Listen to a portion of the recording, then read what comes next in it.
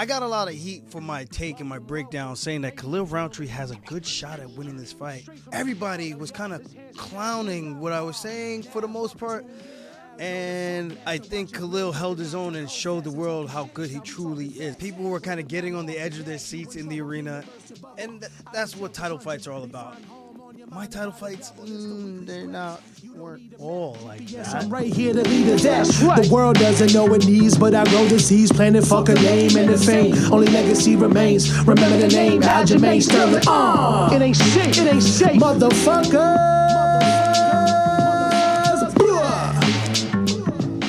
What's up, guys? Welcome back to the weekly scraps. UFC 307 is in the books, and I must say, the main event definitely delivered. I got a lot of heat for my take and my breakdown saying that Khalil Rountree has a good shot at winning this fight. Everybody was kind of clowning what I was saying for the most part. And I think Khalil held his own and showed the world how good he truly is. And of course, yes, they had an agreement of no takedowns. If he wrestled, maybe it could have been a little different or whatnot. Maybe it could have been worse. We have no idea. But the fact remains that he is skilled enough on the feet to compete with a guy as world-class as Alex Pereira. I'm going to keep botching this name, and I'm going to keep getting heat for it. I'm sorry. But with that said, hats off to Alex Pereira. He did amazing. There was some moments where it looked like Khalil might get him out of there or had him rocked, where people were kind of getting on the edge of their seats in the arena. And that's what title fights are all about. My title fights, they weren't all like that. Yeah, they weren't all like that. Yeah. But that's what makes the big boys really, really fun to watch. That's just not my style. But with that said, Alex Pereira turning it on in the fourth round and getting the job done and removing all doubt. Pretty impressive. Round 4 or 5. Yeah, round 4 he finished the fight. Man, Khalil took some punishment. He took a lot of heavy damage. But he looked great leading up until that point where he was sitting looking for his 2 down the middle with the big hook from the right hand and then another 2 down the middle. I was like, man, this is getting closer and closer. And Pereira's stance is interesting how he guards and blocks. He kind of just, almost like Sean Strickland does, where he's like here and catching and doing almost like that 52 blocks kind of style. If you know what I'm talking about, you know what I'm talking about. If you know, you know. With that said, Pereira has like an interesting thing that he does where he's here and then he comes out and then he can snap that jab. A couple of times he was able to get off with those shots and get out of the way from the big attacks of Khalil Rountree, which I thought were very, very close, hitting him in the chest. Some of them got through. Pereira is a dog, though. Khalil showed his teeth. I think there's nothing to hang his head about. And, man, I look forward to what's next for both these guys. Now, what does Pereira do next? Of course, it's Ankalaev, but I believe he's fighting Rakic. He has to beat Rakic in order to get that shot. Now, I think the world would consensusly agree that Ankalaev will be the favorite, and he's more than likely has a good chance of beating Rakic. I'm not saying it's going to happen, but he's more than likely being written off already, and Ankalaev is going to be the next title challenger. With that being said, what does Ankalaev bring to the table that will be different outside of wrestling? Because on the feet, if Pereira is good enough to stop at least a couple of those takedowns and land some damage, it makes a fight that interesting. Kind of reminds me of the Mario Bautista win over Jose Aldo. For me, I thought Jose Aldo won, edged it out just by a little because, yeah, there was a lot of control time against the cage, but the damage being done was from Jose Aldo in that fight, in my personal opinion. And as the judges have been scoring it lately, damage wins over control. So that was kind of my thing, unless there was something else to score, but I thought, I don't know, whatever. With that being said, can Ankalaev do something similar? Can he get the takedown? Can he keep him down? I'm pretty sure if he takes him down, there's going to be a good chance that he can keep a guy like Pereira down who's not as well versed on the ground.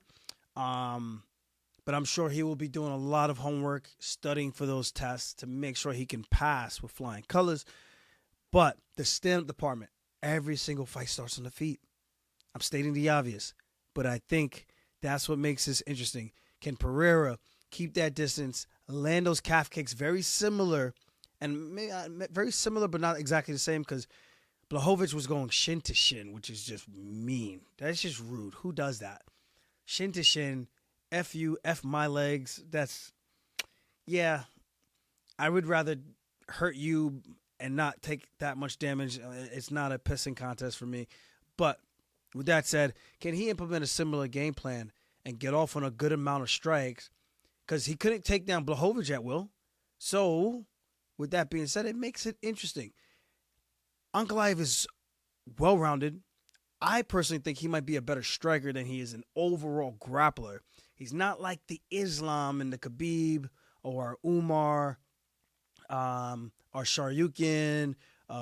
He's not as well-versed in all his grappling, at least from the fights I've seen. Like, he takes some of those guys down, but there's very little resistance. But when you're talking about the skill set of what he brings, what he's doing, what he's transitioning to, how he's holding them down, it doesn't seem as well-versed as some of those other guys who are known for their grappling skills, if that makes sense. So I'm not knocking, I'm not saying he doesn't have grappling, but I just don't think it's as high level as guys like that in those weight classes. With that being said, you go back to the Blachowicz fight. Can he do something similar to that? But Blachowicz was able to keep the fight standing for a majority of the fight. The fight ended in a draw. Now, I don't think Alex Pereira is coming out to fight to no draw. I just don't see it, my man. I just don't see it. With that said, I think that will be the next contender. Shall he get past Rakic? Rakic is a tough dude, though. I forget who he lost to the last one. Damn. For me to have to go look this up now. Ugh. It's not the easiest to do this. Well, the internet's moving pretty fast. But Rakic,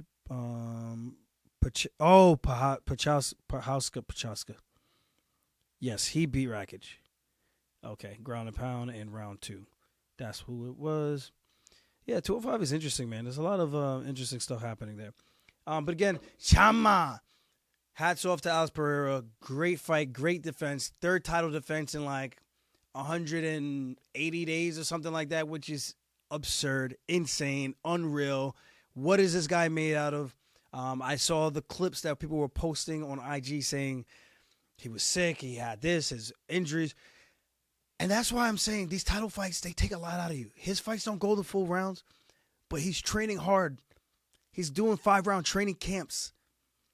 Back to back to back. That's a lot of wear and tear on your body. And if you don't take care of your body will make you bend the knee to it and plague you with injuries. Now, I don't want to see his career end up short because of that. Knock on wood. But these are the things that have happened to many great athletes, many great fighters. We have to take care of our bodies. And that's the only thing that concerns me about him being so active. It's fun. It's great. And he's winning on top of that. So that's even better. But I am concerned about the longevity of him in his title reign. And, again, for his health going forward. Outside of because fighting, this is temporary, guys. This is our entertainment for the moment. Yes, it's great. It's cool. But life after fighting, there's a lot more of it than there is for this short career window. And that's what I'm more concerned about, of course. So make your money now. But I think well-earned, well-deserved break. Let Rakic and Ankalaev fight. Let that play out. Take your vacation. Give your body some R&R. Let it heal. And give your brain and your body a break from being punched, from sparring so much. And I think the best is yet to come from a guy like Alex Pereira. I mean, he's 37 years old. He doesn't have father time on his side. So the best thing you can do is make sure your body is good enough to go. And if you can do that, who knows? The guy could be wearing the crown for a much longer time. But if he keeps rattling off these fights like this, it's only a matter of time that you keep rolling the dice. Someone is bound to get you. That's just fact. If I play roulette, Russian roulette with the chamber, one loaded, and I play that 100 times, there's a good chance versus someone who plays once or twice, I think the odds are you know who's going to probably get got. You know what I mean? So it's just more likely to happen if you roll the dice that many more times. And again, I want to see him healthy. I want to see him compete more. Okay, I don't need to say the same thing again. Raquel Pennington versus Juliana Pena. The first round really messed me up. It was either 3-0 Pena going into round 4. I think everyone knows that Pennington won rounds 4 and 5, in my personal opinion. But the round 1 kind of reminds me of my title fight with Petr Yan. We knew who won round 2 and 3. We knew who won rounds 4 and 5, even though they were really, really close. But round 1, I felt, congrats to Pena for being a 2-time champ. But again, I have to be impartial. I have to be fair. I don't know them both like that. I know Pena because I've seen her. I don't think we've ever trained. We've hung out before. I've been in company with Raquel Pennington. I don't think we've ever hung out. I've hung out with Tisha Torres. So like I'm very respectful and cordial, and I try to make sure I'm not being like some of these other analysts who shit on people, because again, we're still people, and that shit sucks when your peers are shitting on you, especially when you think like you're cool, and then you're like, damn, you said all that, homie. Come outside real quick. Catch me outside real quick, bro. So with that said, I thought Pennington edged out round 1. I have to go back and watch again. So with that being said, it could have gone either way, because to me, the swing round was round 1. And I don't know if they got it right or if they got it wrong. But either way, it was close enough that I wasn't mad about it. It was just in real time. I thought Jamal Hill and I were talking. Wyman and I were talking. And I'm over here saying, I'm like, I just feel like she won round 1. But they were like, nah, they think Julie landed the cleaner strikes. I was like, okay, cool. If that's the case, then they were right. Rounds 1, 2, and 3 versus rounds 4 and 5. I think Rocky came on a little bit too late, especially when she got taken down. Penny was able to land some damage, get the good back control. And that's a hard position to get out of, especially with a girl like her. She's strong. She might not be the most technical. She has kind of that hovering stance where she's here. She's throwing that long jab up. And she's coming. She's pushing forward. But if she gets the hands locked, gets the body locked, and she takes you down, good luck. So great win for Juliana Pena. I'm excited to see what's going to happen with her next. I know she called for the trilogy with Amanda Nunes. I don't think Amanda's coming out of retirement. It seems the next best thing is going to be Kayla Harrison, who just beat number 2, Caitlin Vieira. So that puts Harrison at number 2 from 3. So I think she has to be the next person in line. And it's a tough fight for Juliana Pena. It's her style versus her style. They both want the fight on the ground. It's who can get the takedown first and impose their will. And it's going to come down to the striking. Neither one of them has the cleanest striking, the most grade A striking. But if I had to pick, guys, my early prediction for that one, I lean towards Juliana Pena in the striking department. If it hits the ground, I think Pena on top would do very well. But if Kayla Harrison gets her down first and early, that will be a long 25 minutes, and I would see Harrison winning that fight. And this is why, I can't just give you a pick and say this is for sure going to happen, because you just don't know. They're both going to go through a training camp. They're going to get looks. They're going to make sure they're well prepared. And it's going to come down to who makes the first mistake and who can get to their game plan and make those adjustments in real time. I think Pennington on paper is the better or more efficient striker. She's not the cleaner striker. I don't know if either one of them you could call the way that they're like mechanically looks. And of course, there's Jiri Prochazka. There's the guy Rufio, Ruffy, I think they call him, the fight nerd guy. There's Strickland, there's DDP. There's a lot of guys that do things not the most, and even myself, I don't do the most technical things, but if it lands and it hurts you and it does more damage than you doing to me and I can get out the way, I'm more efficient. It might not look the cleanest like a boxer or a super snappy jab, hands high, bow, bow, bow. It don't have to look like that. But if I'm going by that, I think Pena is a little bit more efficient with her striking, where she can brawl, make it ugly, and get to the positions that she wants to be in. And that could lead to the clinch. Or if she gets to the clinch, it could also lead to her being uchimata or osodogari or any type of judo sweep or throw. Ippon. 5-point throw right there. So I don't know how they're gonna play that fight, but that's a very intriguing one. Especially, I think both these ladies are a little bit older, so it actually makes for a great fight, especially at their points in their career. I would say Juliana Pena's probably 35. Let's check that out. She's 35. Yeah, I got that right. August 19th. She's a Leo gang. Pena, what up though? And Kayla Harrison's 34. Yeah, so this is good, man. They're both like in their primes, towards the end of their primes of their career. This is like a make it or break it, I think, for Kayla Harrison. So we'll see what happens with this one. I would imagine her making that weight cut is like death. We've spoken about it, and I could only imagine what it actually feels like for her. I know what it feels like for me, but females and guys are different. It's a very different experience when girls are cutting weight. They have their cycles and things like that, and it's not easy. Makes you retain water, it's just a very difficult situation. With that said, great job from Juliana Pena. Great fight. I know people were kind of not into the fight, but I was like, yo, these are the two highest level girls that we have right now. And I think they showed some high level skills for the division. I think that's all you can ask for. It might not be the knockouts and the brutality or the violence that we want to see in like the main event, like a Pereira versus Khalil Rountree, but it delivers from a mixed martial arts standpoint. And it was a fun fight. It wasn't like anyone was stuck in any position. Now, if we're going to talk about that, we segue into Mario Batista versus Jose Aldo. That's what that fight looked like. Again, I thought Aldo edged it out, but it was a really close fight. I thought from the damage department, I thought that would have outweighed the control time that had very little damage with that control time. That's all I was saying. Once again, Aldo's takedown defense stands true. Merab did get one on him, though.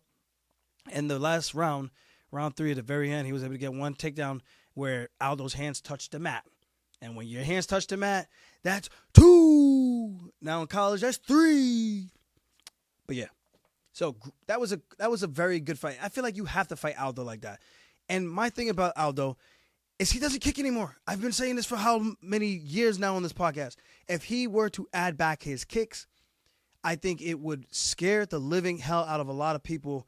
You take away their legs, you take away their push and their drive from that lead leg so they can't push off to get the takedowns or to push you against the cage, where now when they got 2 firm legs to push you and drive you into the cage, it's not as effective because they're only pushing off one because the other one is dead or numb or useless for the time being for that 15 minutes.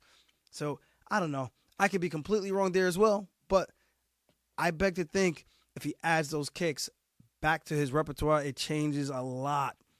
And I know it uses a lot of energy, but it also doesn't help to get pushed against the cage and hang out. I got to see him on his entrance walking out. He gave me a fist bump. He gave Jamal Hill a fist bump. I thought that was cool because he's a king of real. He had his crown on his head. I was like, this guy's a legend, bro. He's a legend. And somehow, like Gilbert Burns said, he aged faster than Gilbert. Before he was 1 or 2 years younger than Gilbert. Gilbert was 1 or 2 years younger than Jose Aldo. And I saw on the podcast, he said, then we came to, I think he said New York or whatever, or the States. And now all of a sudden, Gilbert Burns is 1 or 2 years older than Jose Aldo, which is hilarious. And it goes to speak on what I remember when I fought Johnny Eduardo, Brazilian guy, and it said he was like 32. But I had people tell me he was like 38. I was like, yo, I know this man is older than the paperwork. I don't believe you. I don't believe you. It's a little bit different over in other countries, I guess. Maybe he's just not as shunned upon to smudge a little bit about your age. I don't know. But I thought it was a competitive fight. I just wish, man, Aldo, how many of these fights he's going to keep losing like this? Guys are not going to exchange with him in boxing. They're just not going to do it. But for him to lose to Batista like this, Merab, Volkanovski like that, simply getting pushed against the cage. The only guy who just said, you know what, I'm going to stand toe-to-toe with this man, 2 guys, actually, Pereira, OG, to want to do that with a beast like Jose Aldo. And Aldo was winning that fight until he wasn't. When the 3rd round came along and he clearly slowed down. And then Jan started to put it on him. And then again, Max Holloway. He was landing the better shots against Max Holloway in both fights until he started to slow down. Max got his time and just said, I'm going to test your chin, and started pushing him back, touching him up, and the pressure overwhelmed him. And he slowly but surely, got to him. And I don't want to say quit, but he slowly but surely got to him. This fight was just all in all really good, man. Roman Dolidze versus Kevin Holland. I didn't even put 2 and 2 together that Kevin Holland fought him at 85. Now, Kevin Holland, he's an interesting cat. I feel like he starts beef with a lot of people for no reason. And he's just straightforward. He's like, yo, if I don't like you, I just tell you, yo, I don't fucking like you. That's it. And I respect that. I mean, to just be straight up blunt like that, there ain't nothing wrong with that. But sometimes people just want to, they respect him so much of what he's done. I think he almost takes it the wrong way. And I know it's a bunch of dudes because I mean, this sport's a bunch of dudes, man. What can we do? So I can't knock him for that. But at the same time, it's also like, yo, man, these guys don't mean you no harm. With that being said, him and Roman got into a little riff afterwards. I guess he was upset that Roman celebrated the injury win. But here's my thing. Kevin Holland was doing so well at 70. Why go back up? Why go back up against a much bigger guy in Roman Dolidze and a guy who grapples super well? Of course, Kevin Holland was a better striker, but if you get taken down, you're in a bad situation with a guy who's much better. I think much better on the ground. I mean, if they would have rolled jiu-jitsu, I think Roman probably submits him a bunch of times. I've seen Roman beat guys like bad in the room. So I'm just saying, I just think from what I've seen and what I've seen from Holland and just the fights, I had never seen him in training. I would just imagine that he's just cleaner. And I'm just going based on my knowledge of what I know about BJJ. So with that said, why go back up to 85? You got taken down. You got mounted. But the injury, the rib injury, was from what Roman did. So it's not like the injury was like a pre-existing, unless it was. And I'm just saying, if it wasn't a pre-existing injury, you can't really be mad at Roman Dolidze for celebrating the win because he essentially caused it. It's almost like the Tatsudo Tahara when he fought Alex Perez. He grabbed his arm, pulled, and buckled the knee, putting all that weight on it. It's an injury. Yeah, you don't know how to feel about it, but the injury was caused by what this guy did to you. So it's a part of the game, man. It's just one of those unfortunate things. I would have loved to see the fight play out a little bit more, but that's the game we play, man. Sometimes certain things hurt more than they should. I think he should have tried to test it going into round 2, but he kind of just waved it off. And I'm not questioning his heart. He knows his own body. I know some people were giving him a little flack. Like, I think Conor even made a post like, you should have gone out. I think I would have, just because I would like to just see. I'm already here. Hopefully, adrenaline, we all know it's a hell of a drug. Maybe that will keep me going. I don't know. But that's my only thing that I can say. And I know there's some other fighters kind of saying the same thing, but you don't know. You don't know what they're actually feeling in there. Maybe he really felt like he couldn't move at all. I think he was trying to shake it out in the corner, and he just felt like, yo, I'm just going to probably puncture my lung, which would make things 10 times worse. And then guess what the fans are going to say?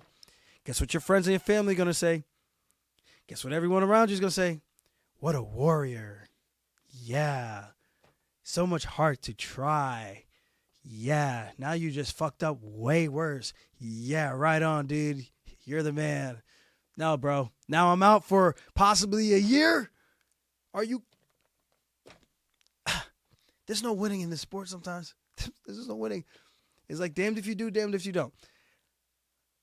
And maybe that's the knucklehead in me that, I would have tried because I would probably like people saying, yeah, what a warrior.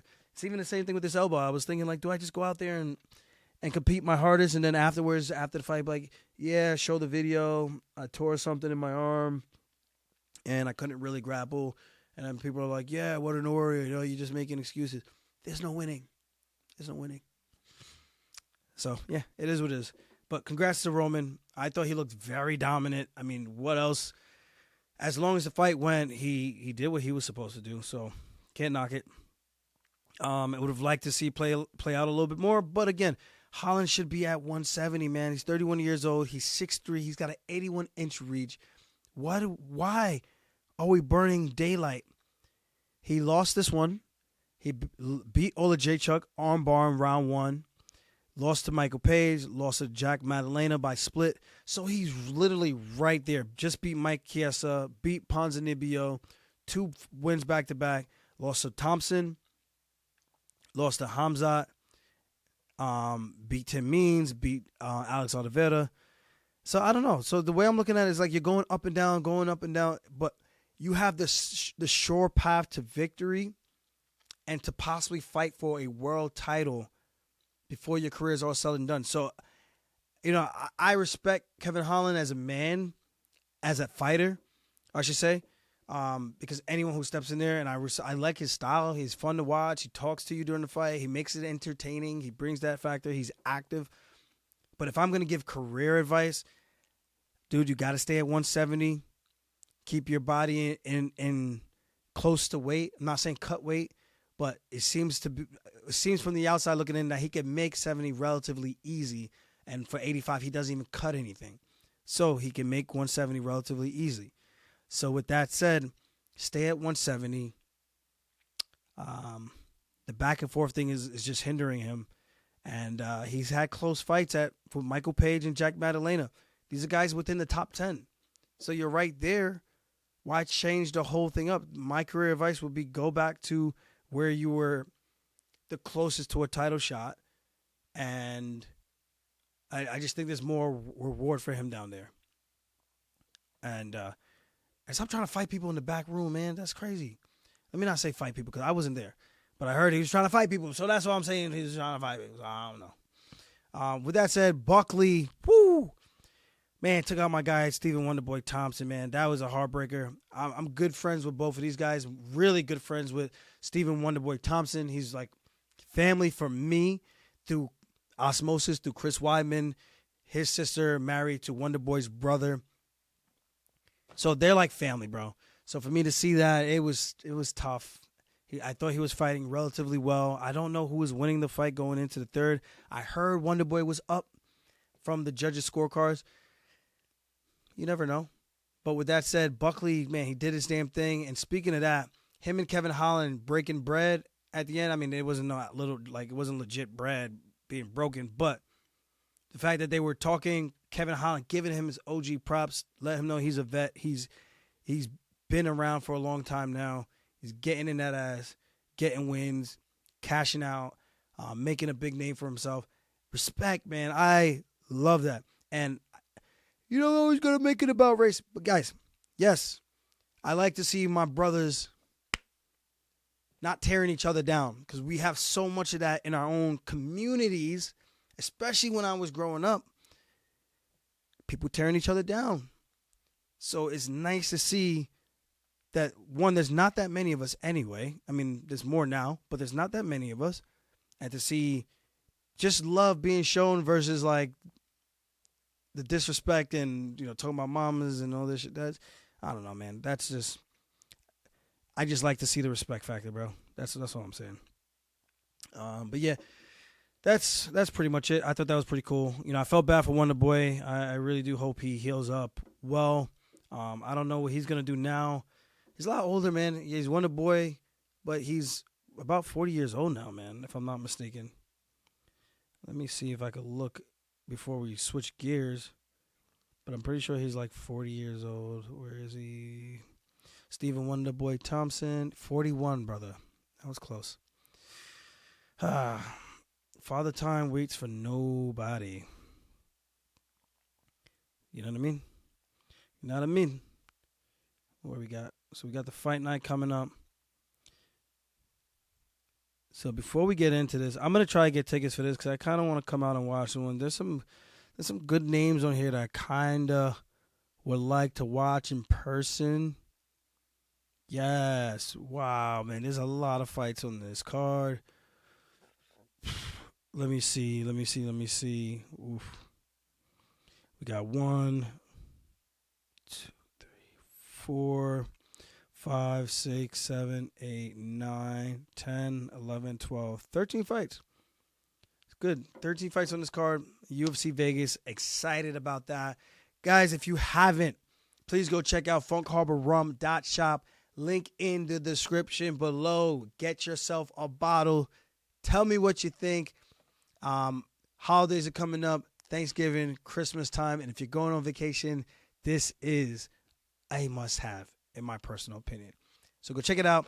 We'll be coming out with the white rum soon. We're almost done with the label. I posted that to my IG story and to Twitter. The tweeter, gonna see what people think. I already know which one I'm leaning towards, but I want to get the feedback to make sure I'm on the right track of the way I'm thinking. Of course, I want to make sure I'm happy with the product. But with that said, almost done. We're hoping to have those by Christmas time. That will be much more affordable for everybody. I think the price point will be about $25 retail in the stores. We'll see. But it's a premium white Jamaican rum. And I'm trying to bring you guys the good stuff. No more of that other crap. Giving you guys the goods. With that said, stay blessed and click the link in the bio. Brandon Royval versus Tatsuro Taira, main event. Now, grappling, I think a lot of people are going to be counting out Royval. Royval's grappling is very mint, bro. He's got some good, slick, unorthodox grappling. Check out some of his highlights. I've trained with him when I went out to Denver to get ready for Rafael Sensao back in 2017. Went out there for 3 weeks ahead of time to get acclimated to the elevation. With that said, Taira is very good. Tatsuro. I'm calling him Tatsuro because I can say that a lot easier than Taira because I'm going to get botched again. Oh, you're saying his name wrong. Shut up. It's not easy. It's not easy. You think it's as easy to pronounce all these names? Tatsuro. We saw the fight with Alex Perez. He looked much more polished on the feet with his striking. Royval's kind of hands down, flashy, all over the place, making you think about all these different triggers. Hey, over here, big, bing bong. Over here, big, low blow to the nuts. Not really, but, just painting a picture here. Tatsuro, more clean, more technical, hands in front, very traditional, 1-2, good jab, throw a good leg kick, and then looking for that takedown where he gets you wrapped up. If you get the single leg on him, if he gets a single leg on you and you can get this underhook, we've seen where he steps behind. I think I did a breakdown on this when he fought Perez. He steps behind the post leg. He's got the one up in the air. He steps behind the post leg. Alex had a great underhook. But the fact that he was able to block the post leg and take him behind it, that's how he was able to get that takedown. So the details are what matters here. Royval is not a better wrestler than Alex Perez. I know this based on what I've seen, me training with Alex before, and me knowing that Alex actually has a wrestling background. From what I know, Royval's never wrestled, but he's got MMA wrestling, and it's solid. Now, with that being said, I can see Tatsuro taking him down because he's got the better grappling, the better offensive takedown. Now, can Royval's defense hold up? Can he keep the fight standing so that he can land some of those unorthodox attacks, those spinning back fists, spinning back elbows? He's got some tricky stuff that he throws, and he's a gamer, man. The guy is in there to win it. Bursted onto the scene when he got signed and started doing damage right out of the gate and fought for a world title already. So with that said, that should be a really good fight. We're not going to break down all these fights on this one, but there's some good ones. We'll talk about them more the closer the card gets. We got Brad Tavares, Jung Young Park, Grant Dawson, Rafa Garcia. That should be a good one. Corey McKenna, Julia Polastri. I don't know much about the Polastri girl. I feel like she's been at the PI training with Jocelyn Edwards, if I'm not mistaken. Or maybe I'm just confusing her with somebody else. But this is... Okay, so was on the contender. She lost. She's 0-1 in the UFC right now. So this is a big step up because Corey McKenna is pretty damn good. Shorty from Wales. She's 25 years young. She lost the last one, but I thought she's pretty good. She won 2 in a row. She's got a lot more fights in the UFC. Wow, so she's got some pretty quality wins, man. There's a lot going on here. Danny Rodriguez, D-Rod taking on Alice Morono. Ala Hassan versus Friend. And Jukwani, Gooden. Man, there's some good fights on this. Pat Sabatini is back from a long layoff versus Jonathan Pierce, JPP. Demba versus Nico Price. Chris Barnett versus Junior Tafa. Good ones, man. Some real good fights. I'm looking forward to all of these. Hopefully I can get some tickets so I could be in the building. All right, guys. With that being said, I hope you guys enjoyed the card at UFC 307. I'm glad I was able to make it out to hang out with the fans. We got to go to Sky Club afterwards to party a little bit and relax. I had a long night. Didn't go to bed till like 3:30. Had a flight at 8. Ooh, I was hurt today. Of course, I drank a little bit. I didn't get like blasted, but the sleep, bro. Not sleeping is so bad for you. So bad. Like your brain just does not function the same. So when I got back to Vegas, Rob and I, we took an Uber back because we're neighbors. And I was able to catch like 1 or 2 hours of sleep. And then Marab and I just finished sparring not too long ago in his house in the garage.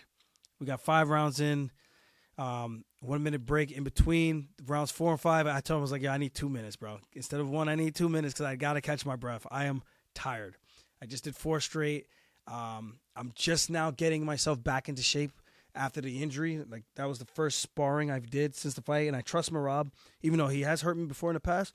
But for the most part, I know what I'm gonna get, and I trust a safe partner like that won't do something to aggravate my injury even more and reset it. So he was good to work with. We got to go over some technical things, potentially for his next fight.